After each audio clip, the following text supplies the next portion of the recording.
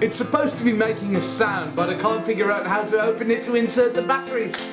Hi, I've just rewatched Dave the Doctor, which came out in 2013 for the first time since 2013 in an international rewatch party on Twitter and the rest of the internet with hashtag Save the Day.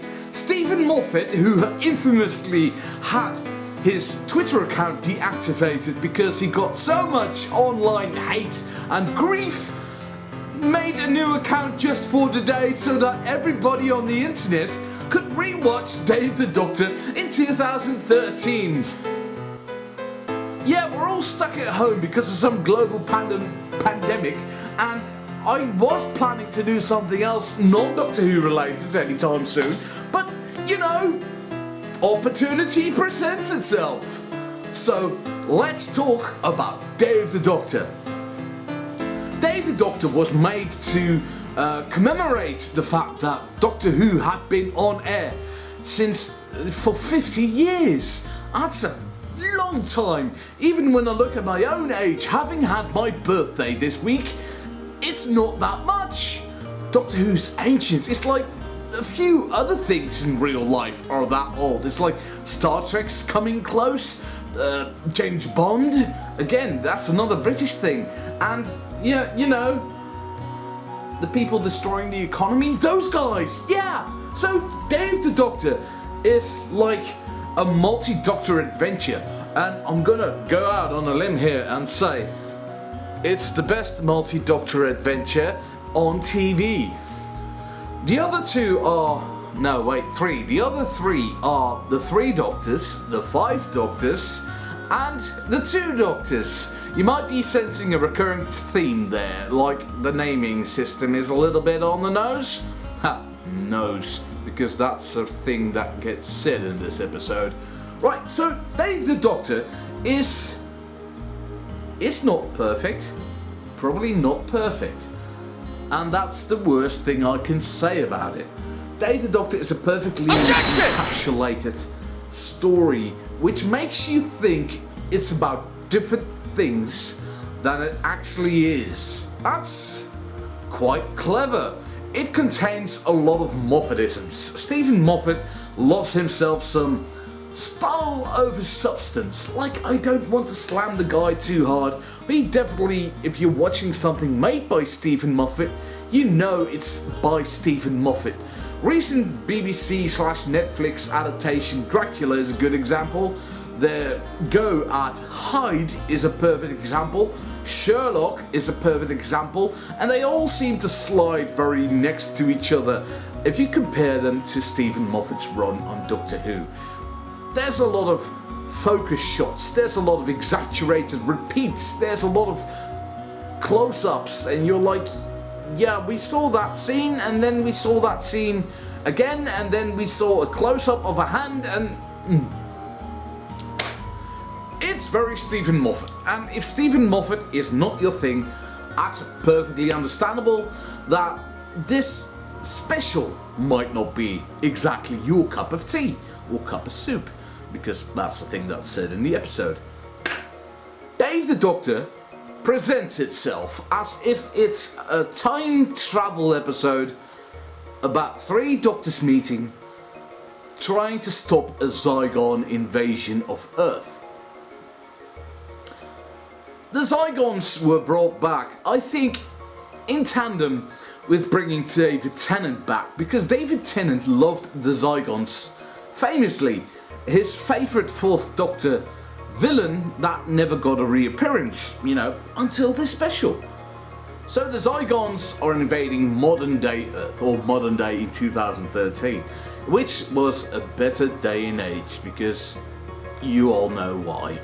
So these Zygons, they've hidden themselves with Time Lord technology, and it's a little bit of a retcon, like the Zygons originally were like your typical planet conquering bad guys, just had a different modus operandi. They hid themselves as sleeper cells, that almost rhymes, and they took over society, you know, one by one, and sabotaged it. And last time they attacked, in Tom Baker's era, they used the Loch Ness Monster. Yeah, no, that's legitimately a thing that happened. If you don't know Classic Who as well as the new series, the Zygons used Loch Ness Monster to attack mankind. Mummies. I've met ghosts. Robots. Lots of robots. Slivine in Downing Street. Daleks. Met the Emperor. Antimatter monsters. Gas mask zombies. Real living dinosaurs. Real living werewolf. The Loch Ness Monster. Seriously? This episode is introducing us to the War Doctor, a secret regeneration that we didn't know existed before the previous episode, which was The Name of the Doctor, in which his appearance was like the last 30 seconds of the episode, and it gave us a wham, like, introducing John Hurt as the Doctor, and everybody lost their collective minds. In this episode, we get to know him a little bit better. We see a war-torn veteran who's tired of it all, and he wants to end the war by any means necessary. And he's about to use the moment, and I'm fairly sure it's just a poignant name, like the moment is here, the moment of, despair, etc. And he's about to blow Gallifrey and all the Daleks to Kingdom Come, ending the last of the Great Time Wars, setting up the arcs for the 9th and 10th Doctors respectively. Yeah, it's actually an entire episode special dedicated to a regeneration we never saw before.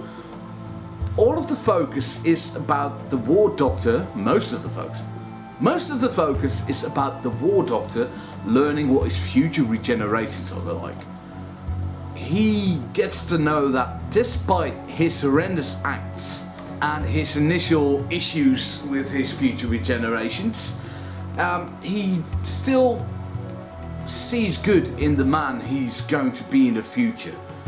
So he decides to go through with it. He decides to light the fire so that greater men could stand. He commits these horrible war crimes so he knows that the future will be in safe hands. That's a lot to take in. It's also a shame that John Hurt is a terrific actor. He is fantastic. He gives us a very sad, puppy-eyed old man, and Clara's chat with him just drives that point home. I love him in this. I wasn't blown away by him in this. This is a slight niggle I have.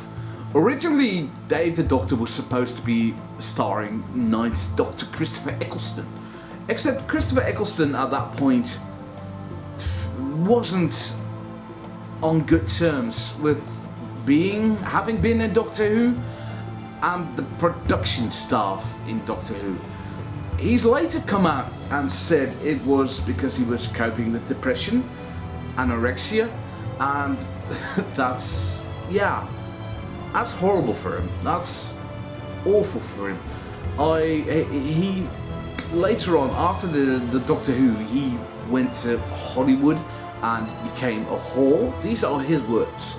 And he went to star in things like Thor: The Dark World and G.I. Joe: Rise of Cobra, which were not, stellar movies, but he said he needed a paycheck because, the UK wasn't hiring as fast as he used to.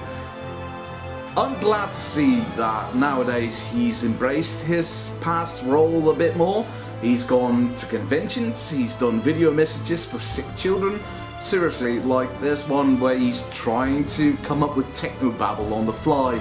Like, it's 1:15 Jupiter from the TARDIS. I'm the Doctor. Sorry, Timmy. I know you're in a hospital. It's brilliant. Like, you see this man trying, but he just can't bring it naturally, which probably would explain why his Doctor was the way it was.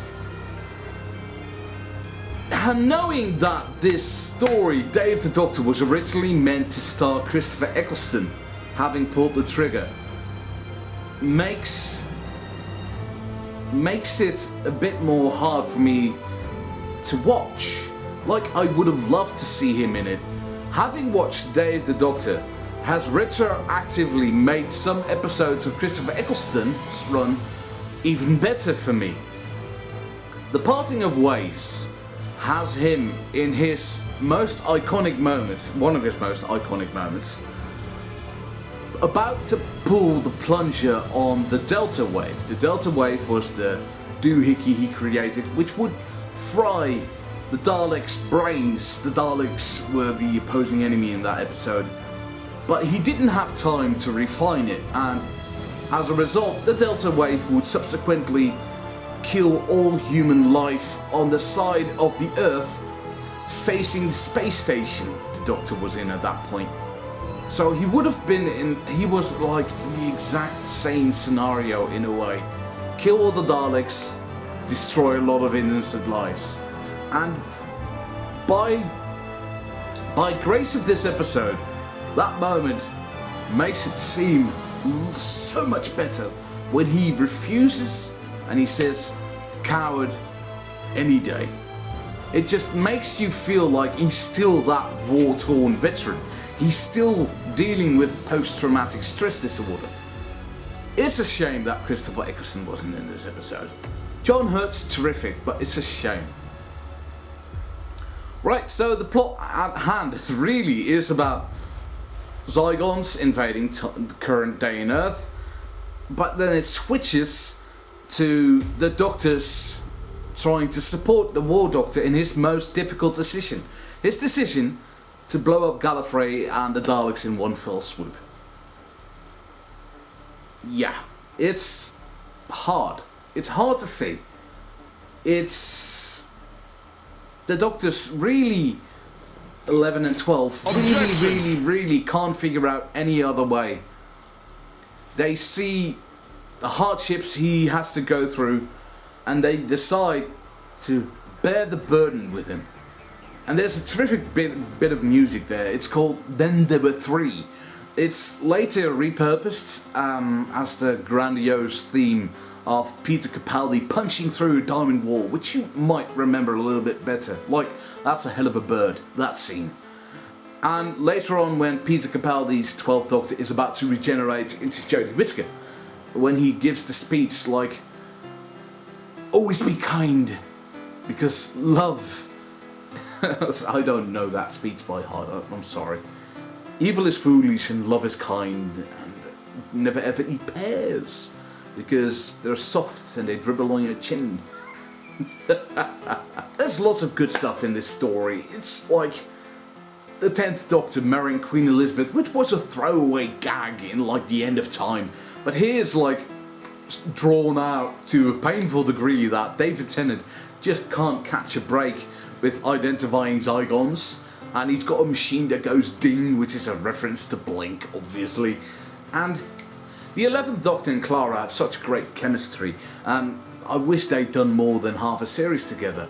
Maybe we would have had a little bit too much Jenna Louise Coleman for 3 years instead of 2.5, but you know, that's something that only lives in imaginary what-if land. And her chat with the War Doctor, it's like the way she goes on about how his eyes are younger is very reminiscent about how River Song could tell that David Tennant's 10th Doctor was a lot younger than the 11th because of his eyes.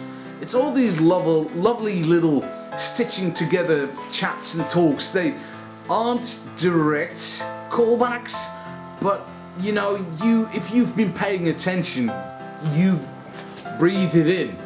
It's fab, it's lovely.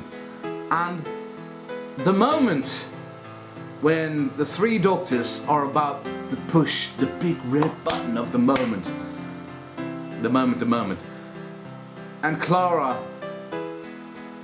is a stand-in for mankind, for every companion ever, for the human race in a way, and she's like, "I thought you always found another way." And then the Doctors do just that. They find another way.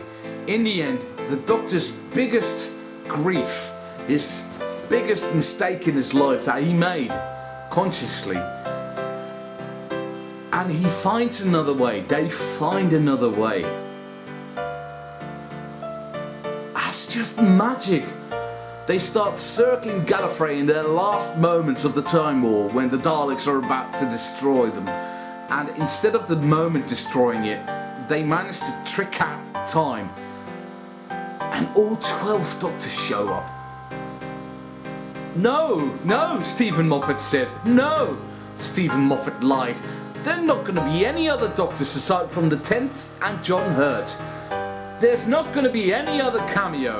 Lied Steven Moffat, the lying liar whom lies lyingly.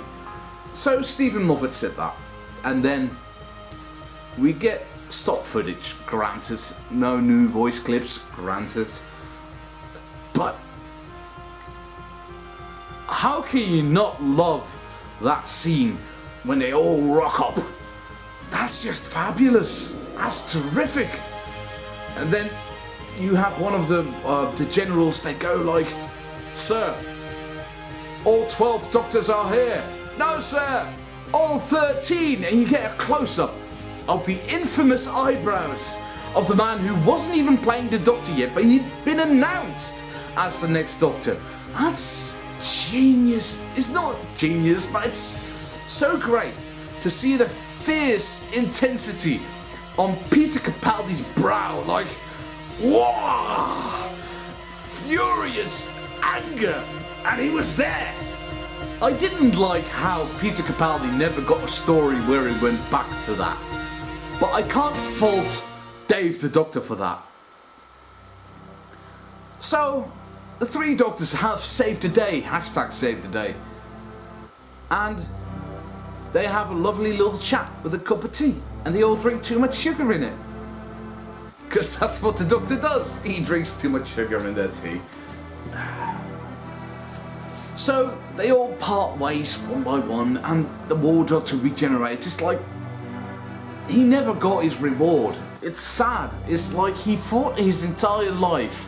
He was born in a war, he died just after the war ended. It's sad. And I know that John Hurt's done several audio stories for Big Finish as the War Doctor.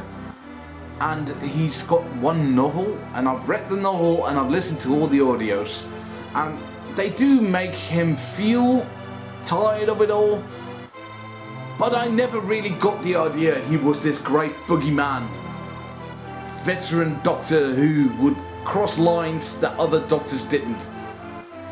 I mean, yeah, he was just, he was a nice old man. He was. I mean, you saw how good he got along with Clara. Yeah. And then David Tennant's 10th Doctor departs, and he wants to know about the ending of the arc of the 11th Doctor, which was like his death was coming up. It was Trenzalore, all that stuff. And his last words are, "I don't want to go." And can I just say, in a way, that's brilliant writing. That's a brilliant, clever subversion of expectations, in a way. Because anything else Steven Moffat would have written, anything else this man would have done to make the 10th Doctor say anything else aside from "I want to go" would have made like internal arguing inside the fandom. People would have said like, "Oh, but Steven Moffat gave him such better last words than Russell T Davies did because he was too emo when he said, 'I don't want to go.'" And then the other half would be like, "No, David Tennant's 10th Doctor was the best Doctor. His 'I don't want to go' made me sad because nostalgia and I was sad." Disclaimer, I really like the 10th Doctor, and I was sad when the 10th Doctor said, "I don't want to go." In hindsight, probably not like the best last words a Doctor has ever said, but they hit me in the feels, and that's what's important at the moment. So having the 10th Doctor's last words in his last story on TV be, "I don't want to go," in like a quasi-sarcastic, offhand manner, and then the 11th Doctor going like, "He always says that." It's like, it's a slight ribbing, but it's not like the end of the world. So it's perfectly acceptable. And then we get a joke back to like the Doctor trying to have a job, like he was the science advisor, and then he could be the curator, and then we hear, You know, I think you might. And then Tom Baker shows up. Because, you know, Steven Moffat said there would be no other Doctor Who actors in this episode. The liar. They have a chat with Tom Baker's basically just being bloody Tom Baker. And this is terrific in a way. But that man has had no direction, I'm willing to bet. Like, some of that part of that scene where he has a chat, it's more like he talks to Matt Smith. And Matt Smith has a few lines, but the lines that Matt Smith had were only cues for Tom to start talking again. So when he goes like, it's like he aggressively shuts Matt the hell up. Or when he goes like, who knows? Who knows? Because he's got a bloody nose. I've got a big old nose right here, and who knows? And I'm like, I'm Doctor Who, and I've got a nose. It's so over the top and hammy, and I know Tom Baker's Fourth Doctor was hammy and over the top at times, but this was really like, there was no line. The line was a dot to him. And the last shot where Matt Smith has to go look for Gallifrey, has to. That's a terrific shot. I haven't seen this since 2013, and it bloody well holds up. Some standouts to me, like I said, it's like the overall message of hope. I didn't like Billie Piper as Rose as much as some people have in the past. I think she's a better fit for Christopher Eccleston's 9th Doctor than she was for David Tennant's 10th Doctor. I really didn't like her after that, and the entire 4th series being about the epic return of Rose Tyler, and I couldn't give two flying shits. I was having too much fun with Doctor and Donna. But Billie Piper as the moment is terrific. I really like the extended unit team introduced here, even though only Osgood stuck around. The Zygons infamously returned in Peter Capaldi's years, and I really like that two-parter, even though it's a bit of a slow burn. Yeah, what else can I say? This is my favourite Doctor Who special, like multi-Doctor special. Not counting the 2 Doctors, because that was just a adventure, it feels like. This was like a celebration, and even though it didn't harken back a lot to All the Who in a way, I feel like you couldn't spend the entire special runtime doing just that. They only had like 1 hour and 15 minutes, and yeah, there's only so much you can do with that. Dave the Doctor is terrific, and if you don't agree, I'm sorry, but then we are not watching the same show. So I really did dig Steven Moffat's run on Doctor Who, and this feels like a great example of that. I get it if your personal favourite might be like Russell T Davies, or you're happy that Steven Moffat left and that Chris Chibnall is now running the show, as opposed to Steven Moffat with his Moffatisms, which, I'll freely be honest, I do have issues with from time to time. But this special, I can't say a literal bad word about it. Feel free to disagree with me. Please be safe. There's a lot of dangerous things going around at the moment. Fight capitalism, eat the rich, invest in guillotines, and, you know, wash your dang hands. Okay, see you. It's the end. But the moment has been prepared for. The Watcher.